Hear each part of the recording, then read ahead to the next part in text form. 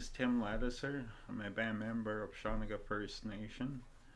I've lived on Shawanaga First Nation since December of 2012, and I've been involved in the politics pretty much from the beginning. I was also on the Lands Committee, which helped to draft the Land Code and get it implemented, and then I transferred to the Land Code Committee. Or, no, first Land Code Committee, second Lands Committee.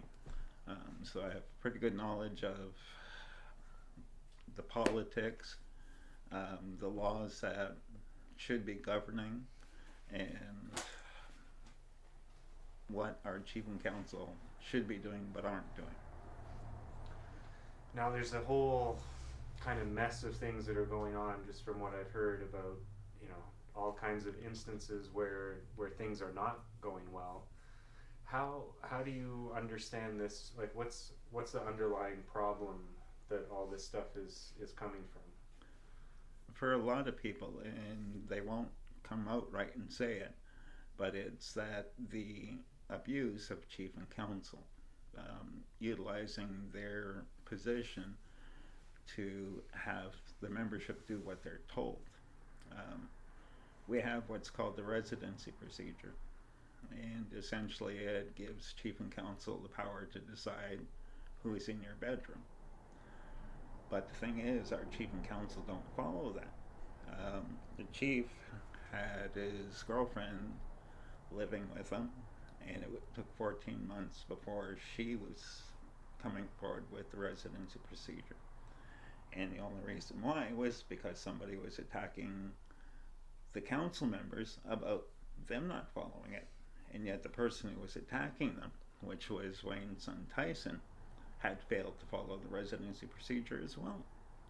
So a lot of it is chief and council want the power over the people to make them do as they want and say it's our ways, it's our ways. But it's not our ways to serve the membership. It's not our ways to abuse the members. It's not our ways to say, you're going to be poor, you're going to have a job. And that's a lot of what it comes down to, is the ultimate power to rule over somebody. And when did you start seeing this play out? I started seeing it, would have been about September of 2013. One of the elders, turns out my cousin, started coming over to where I live, and he started talking about the history of Shawanaga, and more along the lines of the abuse that was being perpetrated on the people and who was doing it. And I started to see that the previous council were the ones who were trying to effect change. They were trying to make a better community.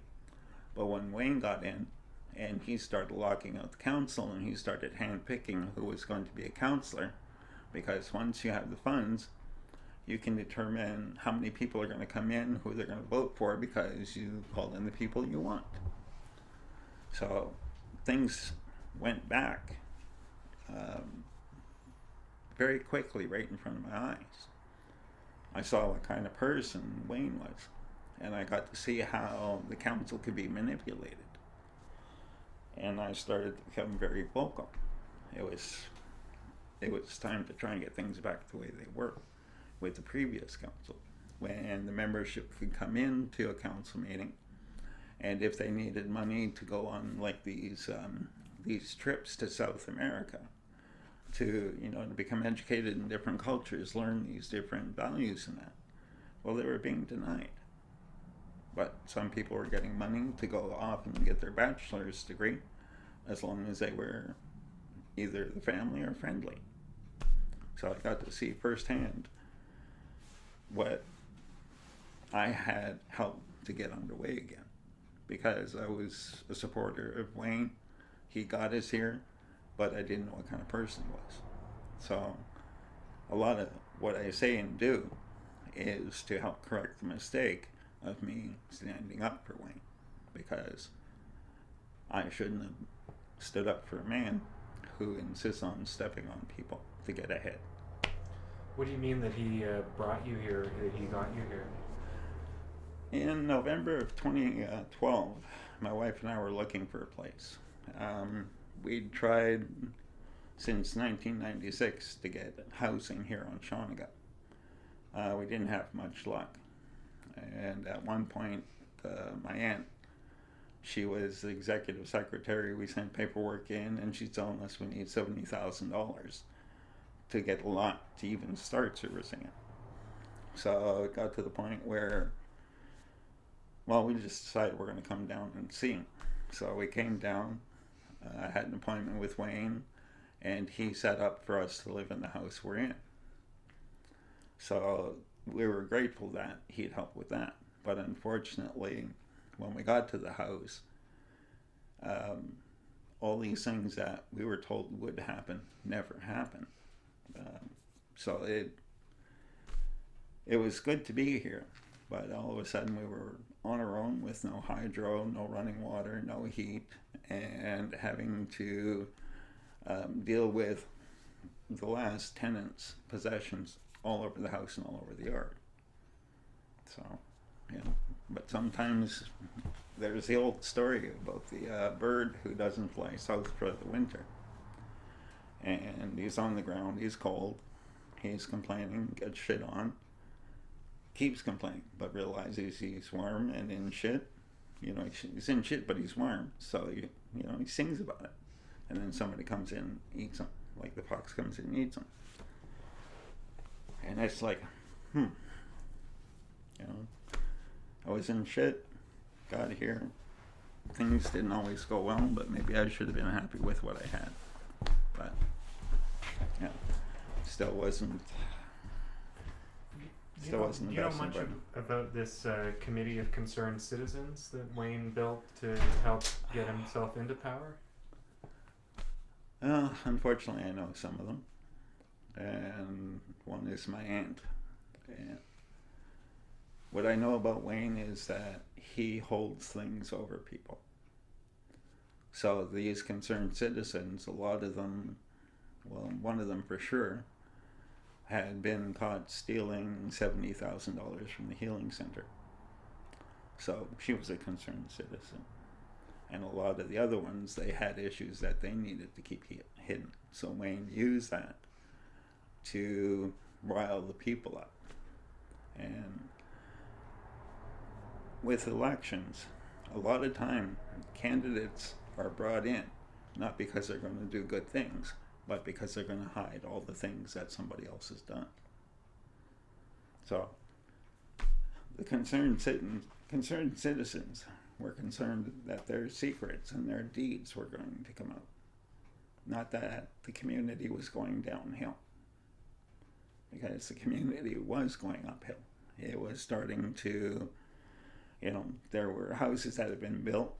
There was a water tower that the council of 2009-2013 had worked to try and get brought here. People were going, outside and living.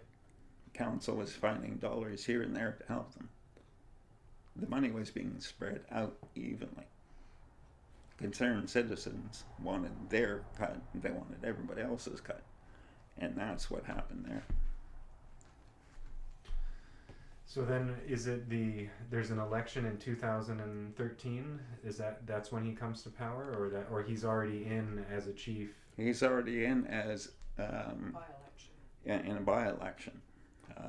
So when 2013 came around, because he'd locked the council out and he was in complete control of everything, that was when he started to determine who was going to be doing what.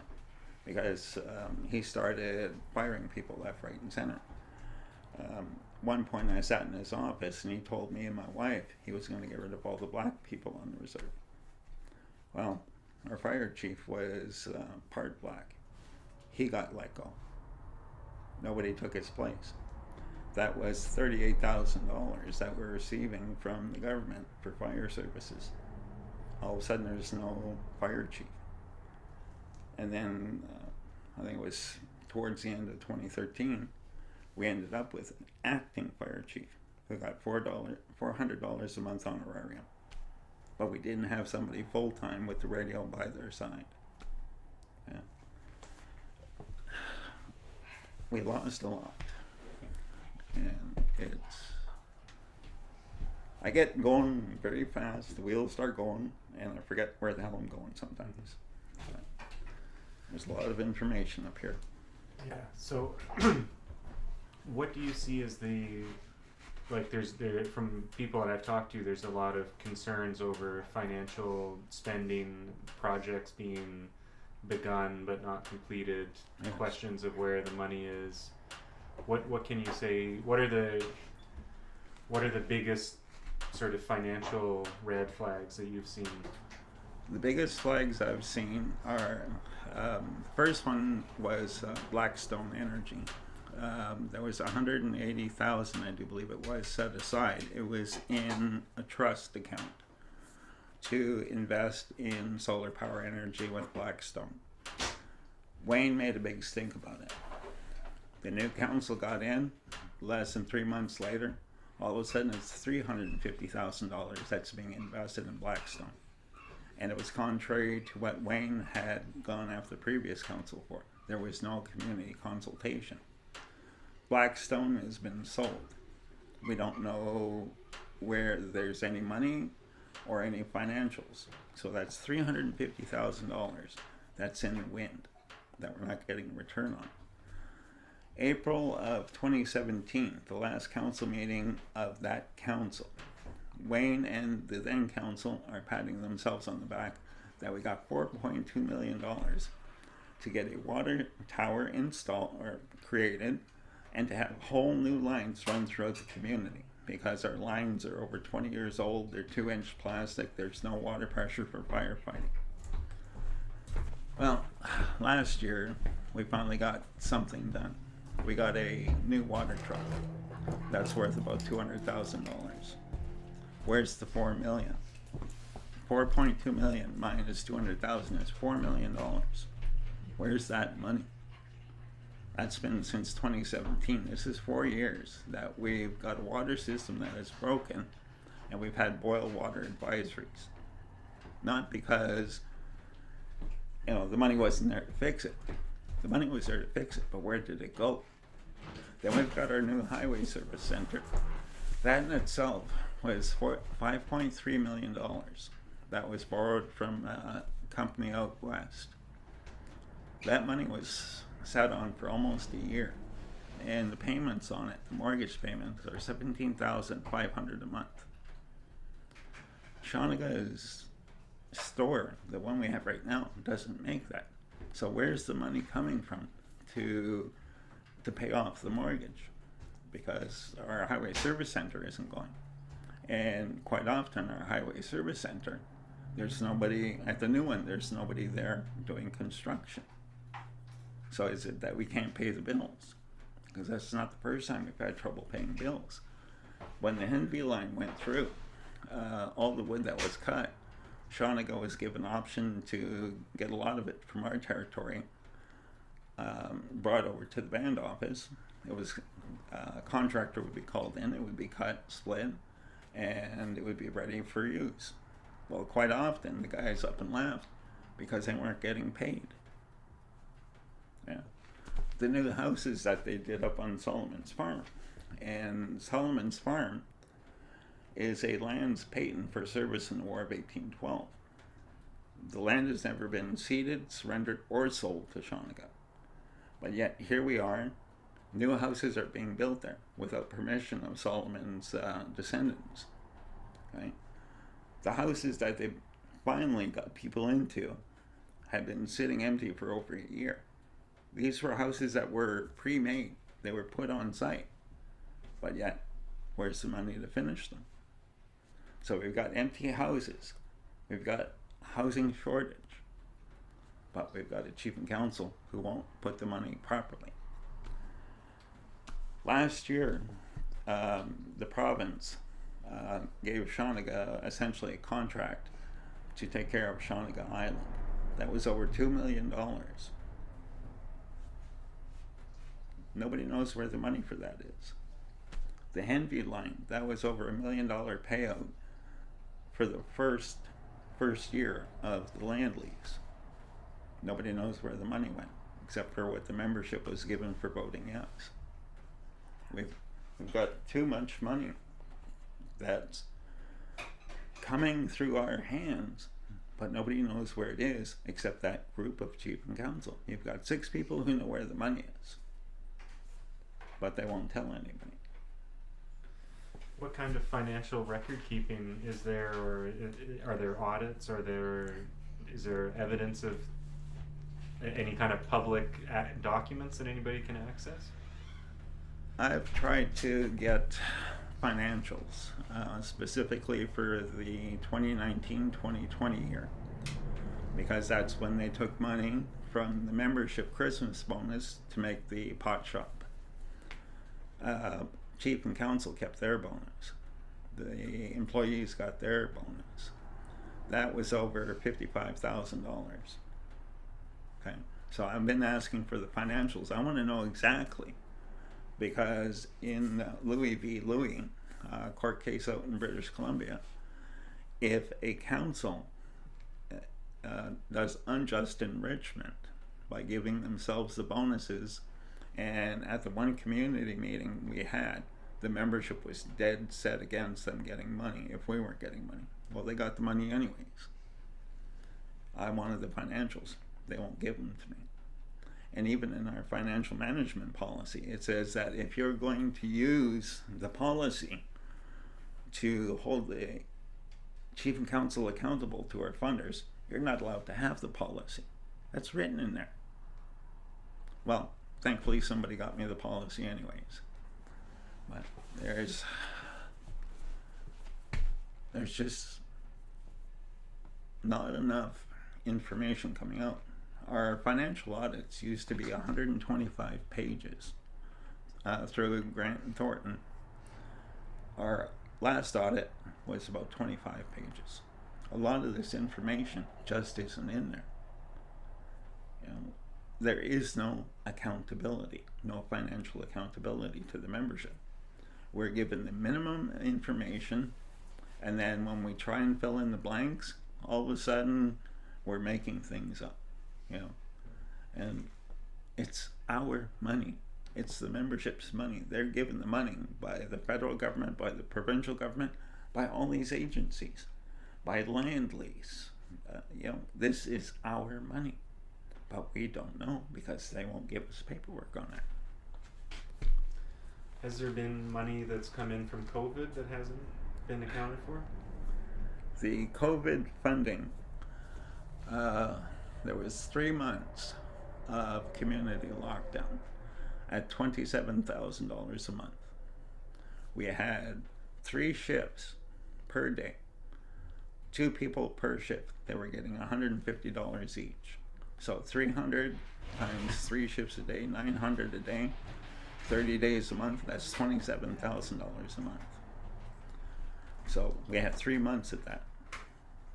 And then as for supplies, because people were supposed to get, you know, like emergency supplies, that cleaning supplies and whatnot, if you didn't ask for it, you got nothing. It wasn't one of those things every band member is entitled to have this every month. They didn't go door to door and say, okay, here you go, here you go, here you go. Some people were getting cleaning supplies. Some people were getting 4 or 5 bags of groceries a week. So, yes, money was being given out, but you had to be in that special place. Me and my wife, well, we asked for milk one time. We got a 2-liter container of milk. It was spoiled, so we called them and let them know. We got a 1 liter of milk instead. My cousin she was getting sandwich meats, fresh fruits and vegetables, all that. We asked. We didn't get it. We were lucky if we got like apples that were well past ripe and were starting to get squishy, you know. Yeah. We got COVID money, a couple of pennies. What was the? Do you think there was a relationship to that COVID money and then the Christmas payout that came? Could you explain the practice of the band council giving out money at Christmas and then not doing it and then doing it in the COVID year? The COVID money had nothing to do with us getting paid, as far as I know. Okay. That was just to keep certain people employed. Because if programs aren't being run, there isn't program funding. So a lot of the COVID money probably went to keep various programs running. It's something that's quite common on a lot of reserves. You take from this pile, put it to that pile, and when this pile runs out, well, then you got to go from here. So you keep switching money around to keep things going. The Christmas bonus, I'm not exactly sure where that money comes from, but at one point it was the Casino Rama funds. And it was every household would get $400, which, when you get down to it, was very lopsided. Because me and my wife, the only ones in our household, $400 for one band member. Then you've got other households where you've got grandmother, mother, daughter, like granddaughter. You've got 3 generations living under the same roof. They get $400. So all of a sudden, if you've got 4 or 5 people in the house, you're dividing that, because a lot of them, they're like over 20. They're in their 20s, they've got their own kids, but they're all living in their own house. So you might get $100 per person, maybe $50 to $100 per person. So that is very lopsided. And then you've got, it started out Wayne's son, living off reserve, was decided, that he should get his 400. And that's where the drop-down effect came to where every band member was entitled to this money, because essentially it is the membership's money, but it still isn't an even dispersal of the money.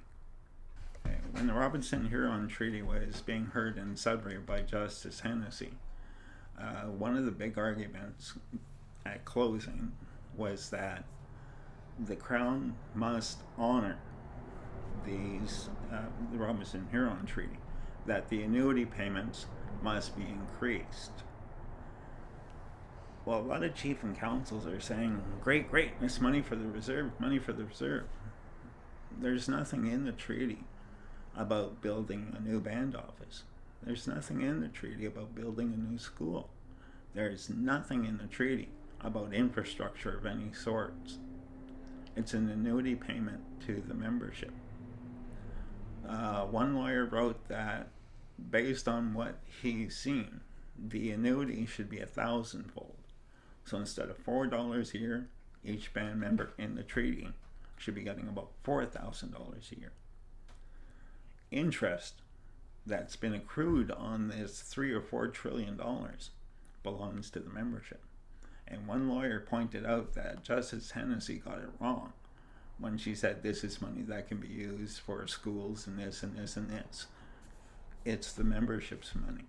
And that's what chief and councils have to understand.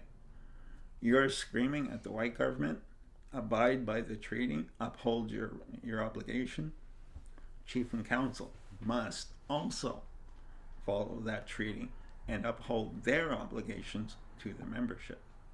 Let me ask you, was chief and council such a thing when they negotiated the treaty? Was there an Indian Act? Was there Canada? Was there any of that? No. But when you are taking a contract to the letter of the law, you can't say you have to uphold this part of the contract and then sit back and cross your arms and say, oh boy, when we get the money, what we're going to do with it? No, a contract is a legally binding agreement on both sides. So the membership gets their fair share first, because unfortunately somebody who's been dead 100 years, you really can't give them $4,000 a year. But the membership gets their fair share first, and then after that, any annuities are the membership's. Do you have any? I've talked to some Anishinaabe people just up the road here who are involved. Like, I guess there's a lawsuit with the fishermen and hunters in Nipissing that's playing out, and the argument that they're making is that the Robinson Huron Treaty itself is fraudulent, and that it was primarily signed with Potawatomi leaders who were forced out of the States in the 1830s, and then who this may have been their hunting ground, or they may have had a relationship here, or in many cases they just moved in, and the deals and the agreements they signed off and said, okay, yeah, we agree to this treaty, which isn't a good treaty, and the actual people, like the other, because there's different tribes and different nations or different different groups of people who say that, well, actually we were never treated with, we never gave up our lands or our rights, and that's the Potawatomis agreeing to this, and it's not even their land. But then a lot of those descendants of the Potawatomi are the ones in band council positions, or who have like kept that cozy relationship to the crown. Yeah. Is that something that plays itself out in this community, or does that resonate with anything that you've heard or understand? It is. Yeah, in Shawanaga, they're the land patents which were given for service in the War of 1812. They were given to the Potawatomis that came to Canada as a safe haven because they fought against the United States. They came up here for safety. So we do have Potawatomis that did sign the Robinson-Huron Treaty. Yes, we did have our Ojibwe in the area, but essentially what they became considered after was just the principal men. So our chief was Black Sky. I'm not going to try and say his Anishinaabe name because I'll trip over it. But he was Potawatomi with a lands patent. Nebnianquit, Potawatomi with a lands patent. I think Jacob's farm was even Potawatomi because he had a 103-acre land grant here on Shawanaga. And I've got the paperwork to prove that. So yes, we did have a lot of them come up here. They settled, and because we're close to the water, it's the early warning system in case of another invasion. Now how do we justify that,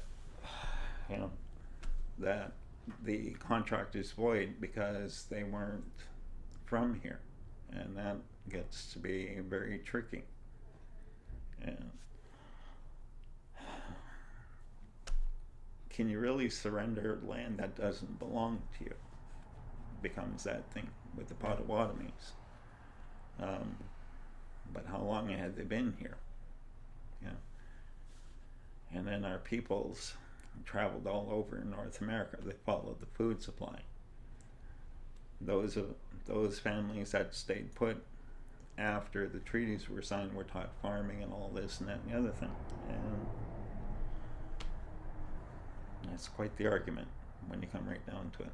Is the treaty really valid because somebody wasn't from this area originally? Mm-hmm. So getting back to the local situation, how do you think it can be solved, or what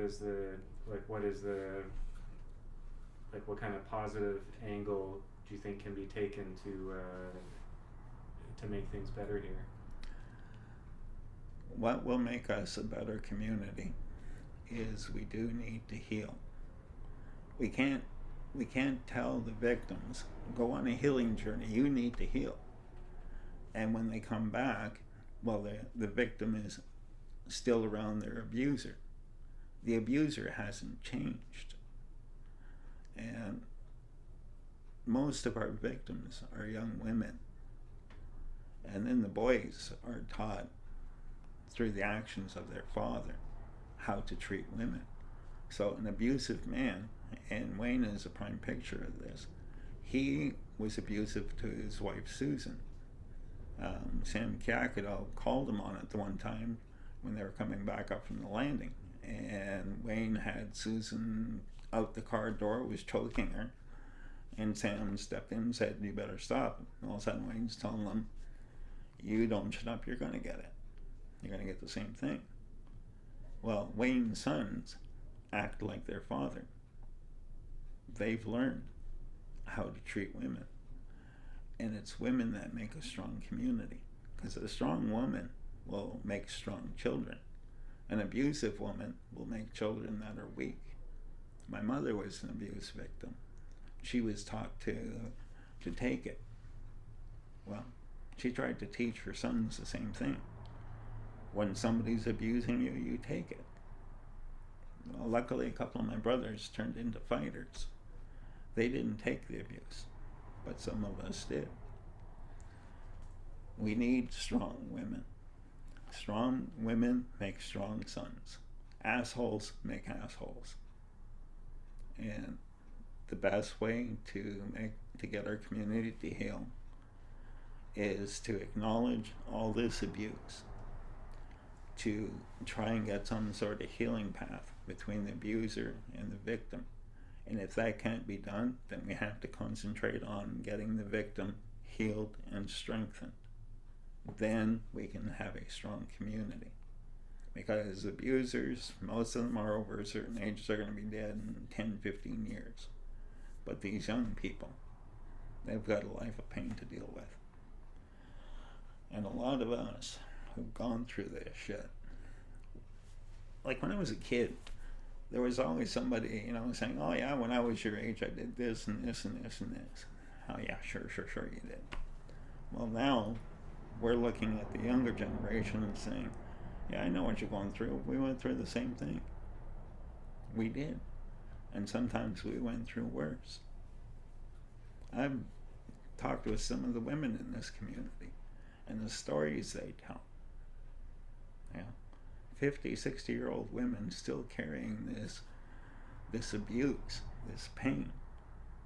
And they can hide it quite well, but eventually it comes out and it affects the younger generation. The Healing Center has a t-shirt that they're handing out. If he's talking of strong women, and that's the direction we need to go. We need to get these strong women to empower the whole community. This past week I've had 3 women come to the house dropping things off. And when they smile, that smile is overpowering. It's like nothing in the world can hurt you if they're standing in front of you and smiling. And that's what we need almost on a daily basis, is strong women to protect us, to make strong warriors, to protect the women, to bring up a community. Because at the rate we're going, 50 years from now, there will be no Shawanaga. We'll have destroyed ourselves.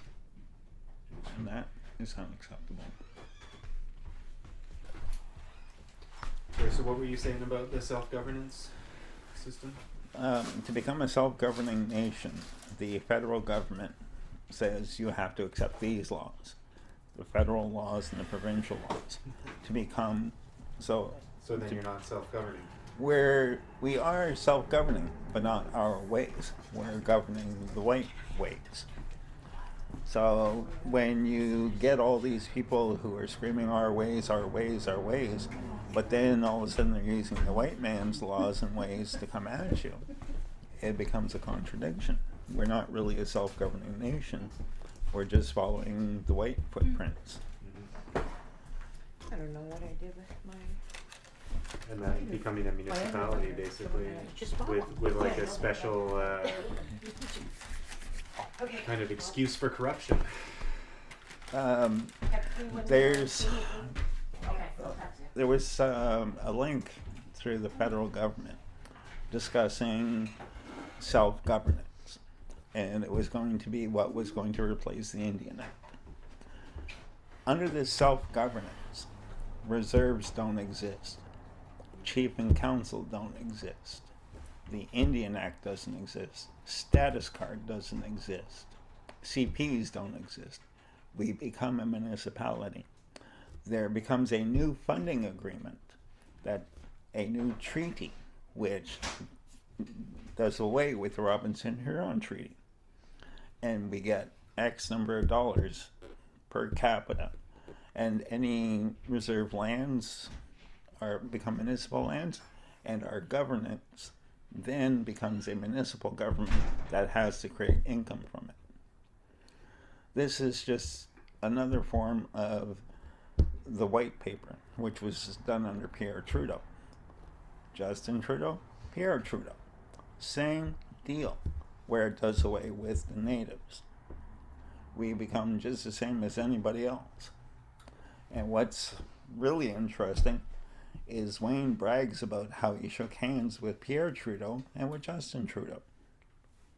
And he was all excited about this new self-governance. So shaking hands with the white government that's trying to eradicate us, be proud of it, and then throw everything, all our ways and all our customs to the wind to become white. Is there any paperwork on that governance model that you just described? I tried finding it again, but I got so much stuff on my computer about all this, I forget which link it was. But if you do a Google search on self-governance, and I do believe with the federal government, it'll pull it up. But they were definitely talking about we would be a municipality, we would be paying taxes, like property taxes, sales tax, everything. There would be no 14.7 cents a liter off at the gas pump. It would be full payout, just like everybody else across Canada. Right. And that's how they solve their Indian problem. There's no... Yeah. Yeah. They can say, there's... we're trying to build nation to nation, but when it comes right down to it, it's not nation to nation. It'll be one nation with all these laws and rules and everything that have been in place outside of the reserves. It'll just take over the reserve. That's actually the one of the first editions of the Indian Act talked about how the end goal was to create municipalities and to civilize the Indians into, well, when they're up and they can have their own municipalities, then we can get rid of the Indian Act, and that's the 100-year plan or 120-year plan. Yeah. And even there's going to be a new financial management policy for reserves. And what that's going to do is it's going to take a lot of power away from Chief and Council, which is nice. There will be a financial committee that Chief and Council will have to go to, and essentially they'll have to plead their case for needing large sums of money. And that in itself will take a lot of power away from Chief and Councils if it comes in. It'll put a bit more in, depending on who's sitting on the financial committee, it'll put more power with them. But that doesn't mean that they're not going to be in Chief and Council's pocket. Because our land code, the committee, is not to answer to Chief and Council. It is to answer to the membership. But Chief and Councils figure that it's their tool to use any way they see fit. The land code is supposed to be a protection for the reserve against outside and internal corruption. Things have to be done a certain way on reserve, just like they have to be done off reserve. It's to protect the people in the reserve, but that doesn't happen.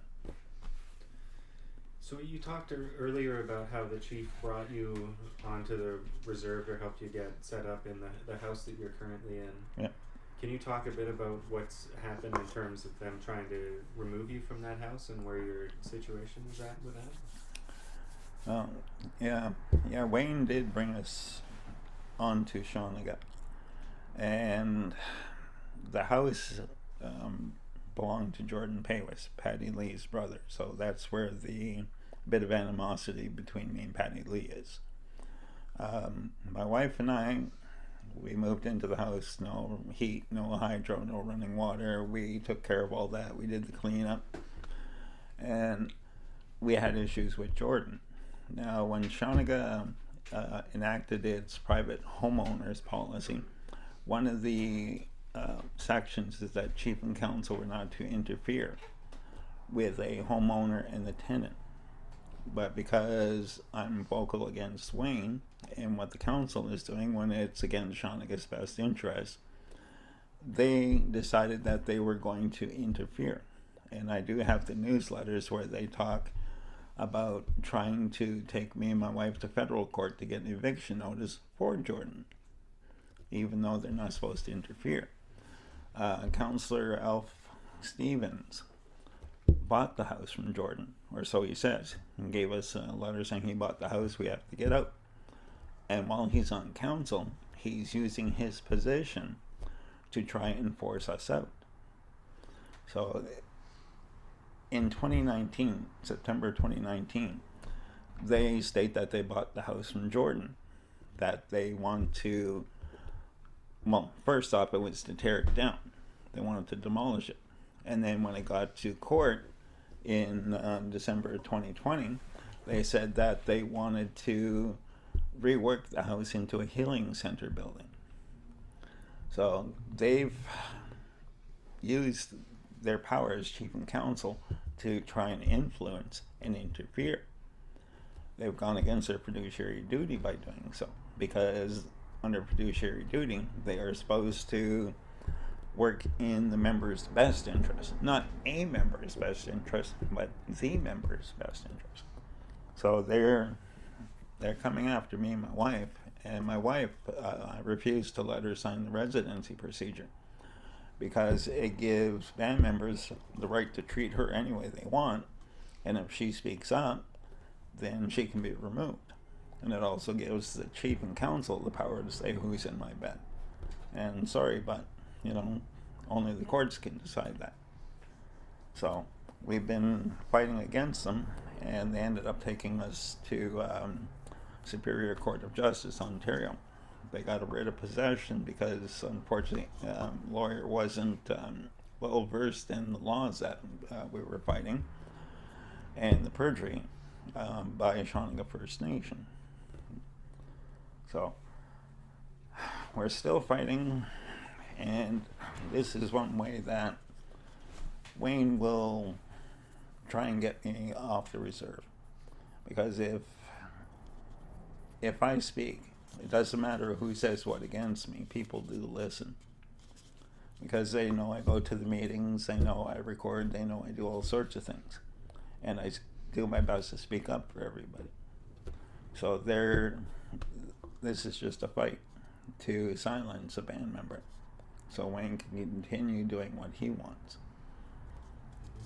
Yeah. So Shawanaga First Nation's main issue with the police is that Wayne Pamajuan sits on the police governing authority and the police services board. He has absolute control over the police and what happens on Shawanaga. And that in itself is very dangerous. One person should not have complete control over the police. Because Wayne, and this comes from Constable Sean Ray, he asked me to look in on somebody's dog the one time.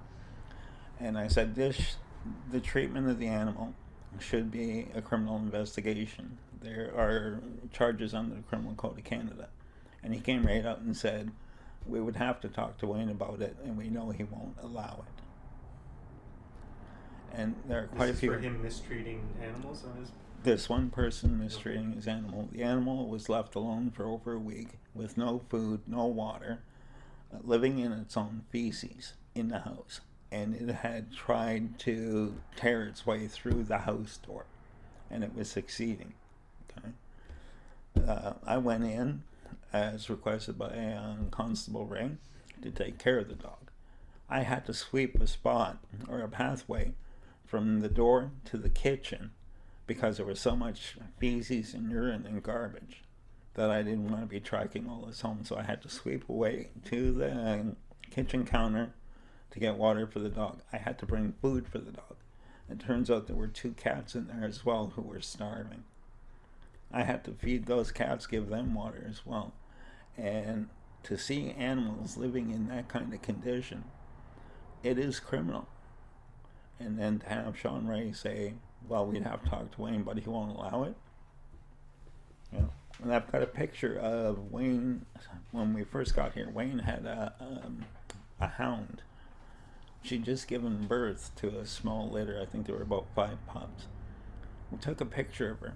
There's nothing but skin and bones on this dog's frame. And what are you going to do? Who are you going to call? You know, nobody will do anything because the chief has absolute power over the police. And I posted that picture, and a lot of people got mad. How dare you post our problems online? Well, you know what? It's the only way things get resolved, is they have to come out and be public. Because we sure as hell can't expect APS to do anything when their boss says, no, no, no. When I was assaulted, police said, yep, she's charged. This is Valerie Johnson. Well, a month later, nobody's taken my statement. I haven't been told about any court dates, so I called to see what's going on. Oh, no, we're not charging her. They didn't even talk to the witnesses. They decided she's not getting charged because she supports Wayne. She tried running me over with a car. No, didn't happen. You know, every time I've called the police, it's been, sorry, can't do anything. You know, I've got videos, I've got audio, I've got all sorts of paperwork. Can't do anything because Wayne controls the police, and that makes for a very dangerous situation. And can you speak about Wayne's behavior that you've either witnessed or that you have documentation of, in which he's displayed traits that make him unsuitable for leadership?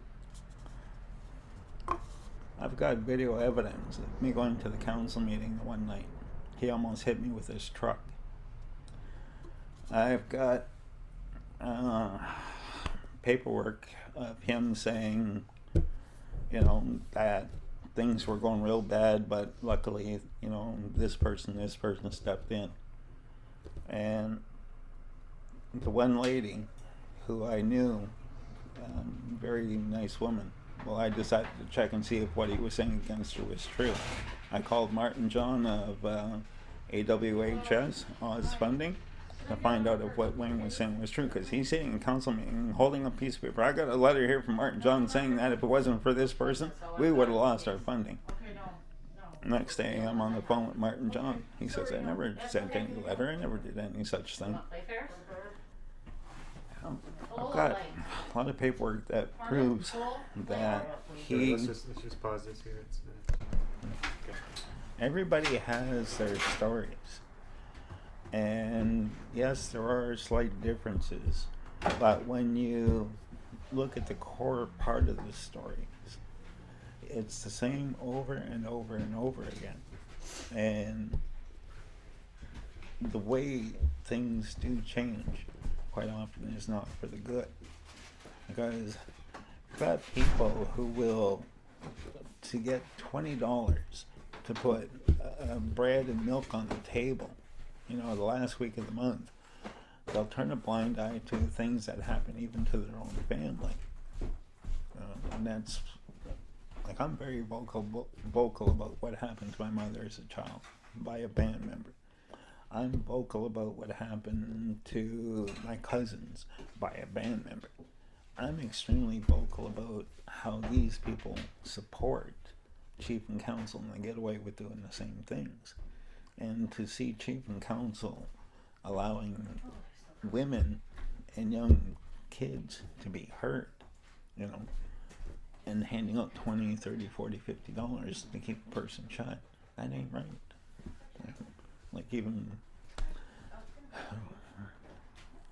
with our house there, Patty Lee, you know, thinks we're getting what we deserve because it's her brother's house. Well, she spoke out against us. Next thing you know, she's getting attacked. Not about the house, but things that happened 30, 40 years ago, okay, when she was a child. She's getting attacked over that. And what are her attackers getting? $30, $40, $50. That ain't right. You know, we have issues even though she says no. We do. But that doesn't mean anybody has the right to abuse her. to treat her the way they are. And Wayne thrives on that. He thrives on the carnage that we have to live with every day. Because when we're so busy fighting each other, nobody can fight him. The one or two people who will stand up to him, oh, it's easy to swat them down, just use banned funds. It's my wife and I, this court case for the house, that was come out to $15,000 and change. That the judge awarded court costs against us. A lot of people won't speak up because they don't have that kind of money. But the band has all that money to use to keep us down. Yeah. And that really has to change.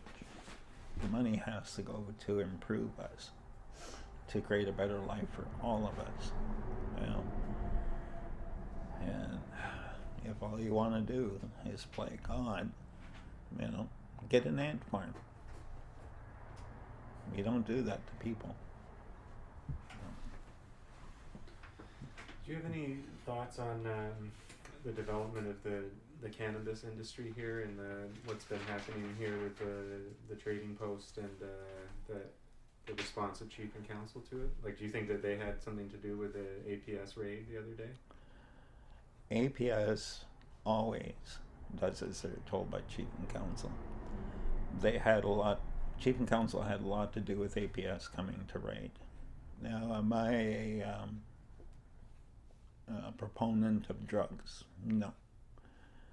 I have seen the damage that drugs can do, but because the provincial and federal governments see the cash cow in it, they've made it legal, and if it's legal, you know, you really can't do anything about it. There's still the illegal drug trade, and nothing's being done about that here on Shawanaga. Now, if a person wants to create employment, and this is more than employment for just one or two people, it's employment for whoever wants to work. You know, they can have a job. That's one of the goals of creating a better society, is creating lawful employment. Now, for anybody who's, you know, doing their best to be law-abiding, more power to them. You know, there's definitely an economy to come from it, and if money's being put to good use, you know, you really shouldn't be stopping it.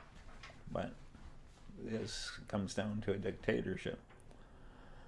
You want a job, you have to work for the band office. In 2016, there were 6 of us that went up to Henvey Inlet to do a heavy equipment operators course.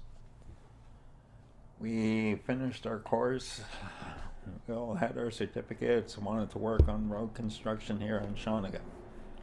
And Wayne came right out and told us at a little graduation ceremony, if you want jobs, you have to leave Shawanaga. Well, excuse me, but we all work to get these certificates to do road construction on Shawanaga. And we're told if you want jobs, you have to leave. It should not be that way. A person wants to get ahead, they work to do it, there should be opportunity. Meanwhile, Wayne's nephews, they got the jobs. The rest of us, we didn't. Wayne has this thing where he stands up at a meeting and he gets the people worked up about, you know, cash for life. That's what they call welfare. You know, we shouldn't be doing this. We should be making our own income. Person who's getting off the system, even if it's not the most glamorous thing, but if it's legal, and they're creating jobs in the community, you know, that should be applauded. Not have the police show up at the door every couple of weeks, every couple of days, and do a rating. So you talked about how there was all this money that was unaccounted for. Have you seen that money show up in the community in terms of certain people having new trucks or new boats or new renovations, or is there wealth? Like how is the chief doing financially from what you can see? Okay, from what I can see, I live across the street from the chief, so it's not that I sit and spy on him, but when things happen, well, you can't help but notice what's going by the front window. In November of 2019, when Chief and Council had our annual general meeting, and it was discussed that we weren't getting our $400 per household bonus, Cheryl Judge, who's on council, cried and said, I need that $400 for my house too. 4 months later, her husband's driving an $80,000 Dodge Power Wagon. Okay, how bad off are you that, that $400 made it hard to get that $80,000 truck? Her house, as I'm told by several people, she's defaulted on the mortgage to the tune of $35,000. And then I'm being told that a counselor has said that her mortgage has been forgiven because the house is in too rough a shape. Wayne himself has a lot of boats in his yard, real nice boats. His truck's $60,000-$70,000. Let's see. Hard to say the other counselors are really taking the money, because Al Stevens is driving around in an old used Dodge Charger he bought from another band member. Richard Jason, his wife received a settlement from her reserve, so she bought him his truck. And then her vehicle is not exactly expensive either. Councillor Dan Paywis, well, his truck, it's not new, it's not fantastic, but it's not exactly a cheap truck either. Not, like an $80,000 truck, but it probably cost him, $15,000-$20,000. And it's, when you look around the community and you get to see all these houses getting stuff done. Like, a couple of years back, a resident drug dealer, he got a wrap program done on his house to the tune of $60,000. $60,000 to fix a drug dealer's house. His last bust, he was arrested with $1 million worth of cash and drugs. We're a community of 200 people. Okay? And when he got out of jail, his house was waiting for him. So $1 million. Now, he also, in a 2-year period, he was arrested 4 times. Okay? He was arrested down just this side of the swing bridge in Wissahickon. OPP were doing a spot check, got him. He's been arrested on the highway. He's been arrested in Shawanaga. So, $60,000 for a house for him to, wrap program. People are getting new shingles put on their roof. Neighbor right across the street from us, 5 years ago, had his roof redone. He paid for it and everything. Before Christmas, the crew was in there, tore everything off, and put a whole brand new shingles on it. Houses all around us are getting reshingled. There's houses that probably should have been demolished and rebuilt from new. Getting wrap programs, getting rebuilt. So, yeah, you see a lot of money going around. You see people with new vehicles that, you wonder where did they get the money from. And I know some people were part of the 60s scoop, so I know where their money's coming from. They got a payout from the 60s scoop. But we do have a lot of people. They weren't part of the 60s scoop. And they've got new vehicles, houses getting rebuilt, all sorts of things. Fancy jobs.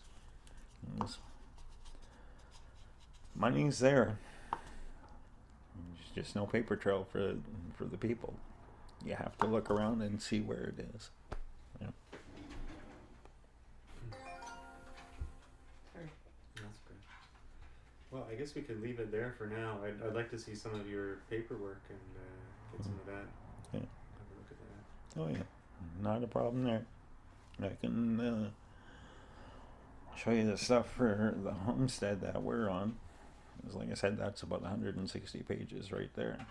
Yeah. And this isn't just, like somebody said this, somebody said that. This is actual letters in the 1930s from the Indian agent John Daly from, I think it's Erskine or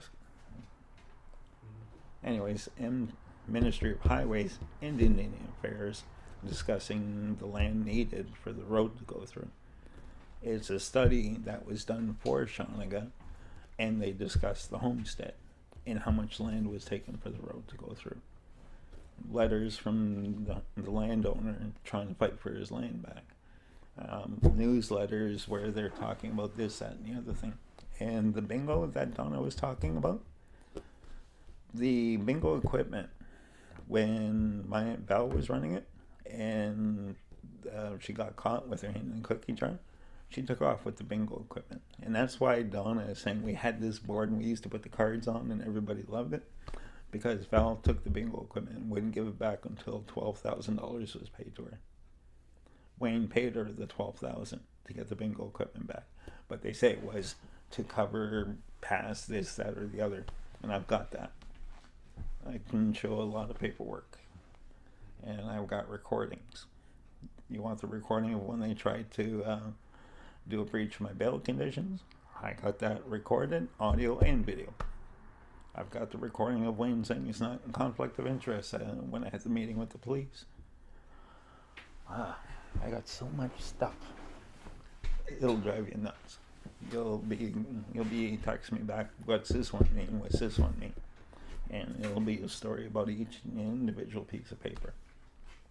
But, oh yeah. All right. Well, thanks very much for your time. We didn't even I know. go into a whole lot.